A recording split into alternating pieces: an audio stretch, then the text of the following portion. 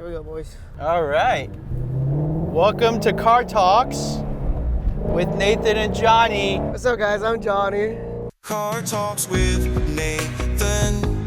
And we got James in the back too. Hey guys. This is the show where basically Johnny asks me questions. I don't know what the questions are. They're about success, business, whatever. Today, for my car people, we are in the Mustang GT350R. This is probably one of my favorite cars to drive because I got this little stick. See this thing, dude? This is the magic stick. If you have this in your car, you know, whatever. Like that's what's up. Mustang history for me actually goes way back. Mustang was my first car. I had a 2010 Mustang and I decided to get another one. And this is like the Mac Daddy of Mustangs. This is that boy, like it just, oh dude. What?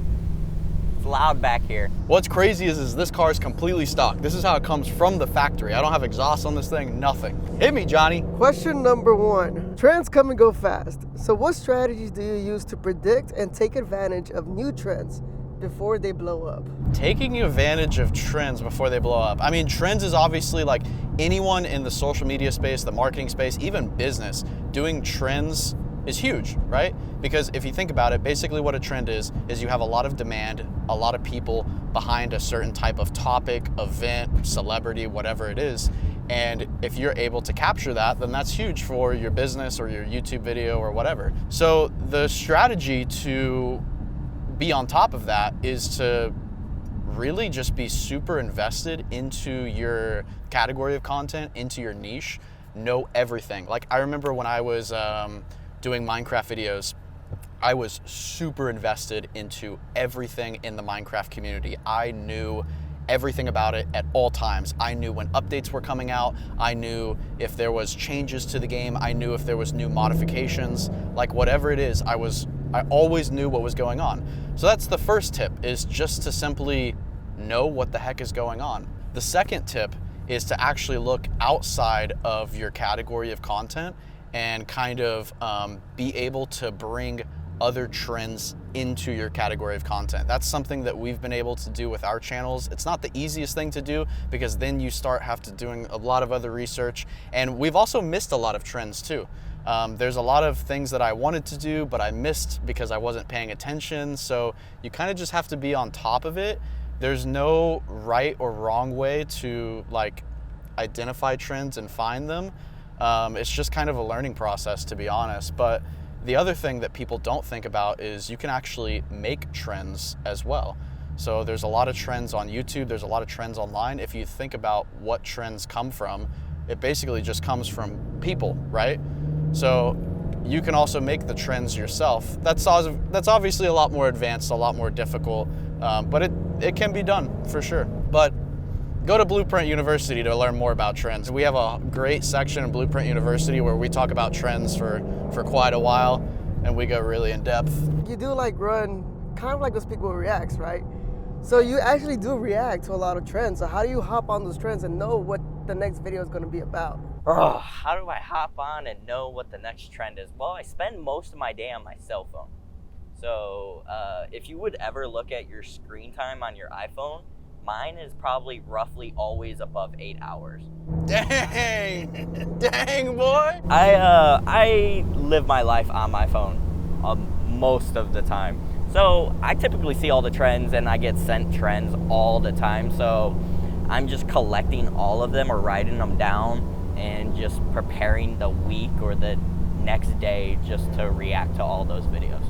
That is actually really true. At the end of my day, sometimes I'll sit on my phone, like I'll just sit on the couch and I'll scroll Instagram. But in reality, I'm not scrolling Instagram for fun. I'm actually looking for content ideas and I'm seeing what other people are doing. And it's a lot more than just looking on Instagram. Like, dude, honestly, a lot of the content on the Blueprint channel has actually come from me just like looking on Instagram and seeing someone else do something, and I get inspiration from it, and we just go do it. Second question. If you had to start a YouTube channel from scratch today, what strategies will you use today to grow that channel quickly? Oh, Good question, hard question. I think the first thing you have to focus on is what your strengths are when it comes to a creator, because every single creator has different strengths on what kind of content they can make. So like, for example, last week we were hanging out with Mark Rober. Mark Rober is an engineer, but he uses that as a strength to his YouTube channel because that's what his channel is all about. He went to school to be an engineer, he studied that stuff, so that's his strength. So the question is like, and a lot of people think, oh man, I don't have any strengths. You have some type of strength. I think our strength on our Unspeakable channel is that me and my friends are really goofy, we're really funny, and we're very creative with the videos that we do. So your strength doesn't have to be like an engineer, or you don't have to be like a computer scientist or anything like that. Your strength could be that you are funny as heck.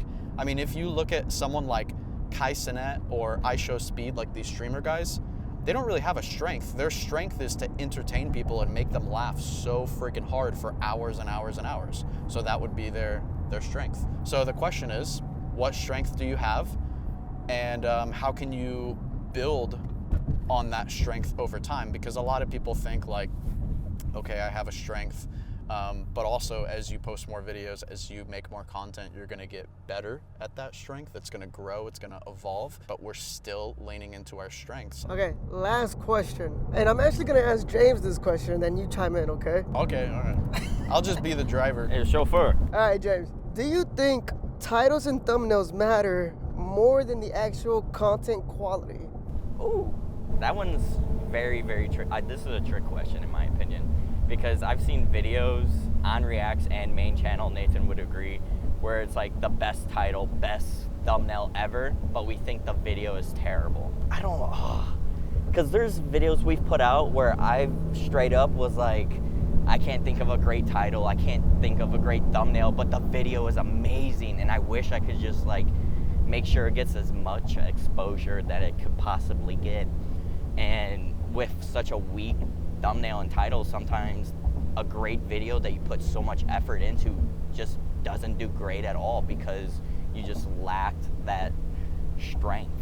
Now, don't get me wrong, there's times where, you know, I had a beautiful thumbnail, I had a beautiful title, and the video was just terrible. And you know, I did get a lot of clicks on it, but my retention on the video, my ADV was down. Like it was, people were just clicking on it because they were like, "Oh, this is awesome! This caught my attention." But they started watching the video, and it was just like, "Oh, wow, this is trash. I'm just gonna go somewhere else now." But I don't know. What's your opinion on it? Yeah, I think they are equally important because I used to just focus. I mean, I focused a lot of effort. That was a rough shift. I'm sorry, Johnny. So I used to focus a lot of my effort on the title and the thumbnail and the video idea. And then I would just kind of like, of course, the video was still decent. I wasn't putting out like terrible content, but that's where I put a lot of my effort. But then over time, I started to realize that like I would get 1 million views on a video, but none of those people would come back and watch my next video because, you know, maybe the filming wasn't that good, the editing wasn't that good, my personality wasn't that good, whatever it is. The 3 rules on YouTube is you have to get someone to click your video, you have to get someone to watch your video, and then you have to get someone to return to your next video. That's how you build audience.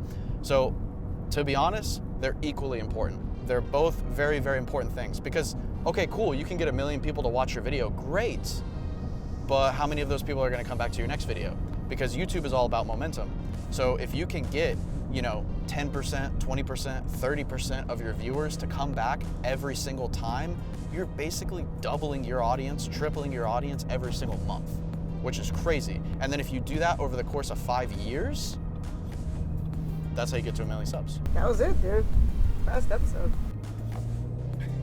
Thank y'all for watching. Subscribe. We're gonna post this every single week, and let me know what car I should drive next week. Maybe next week we'll drive the Bugatti. We have the Bugatti, right? That could be nice. Yeah, that'd be fresh.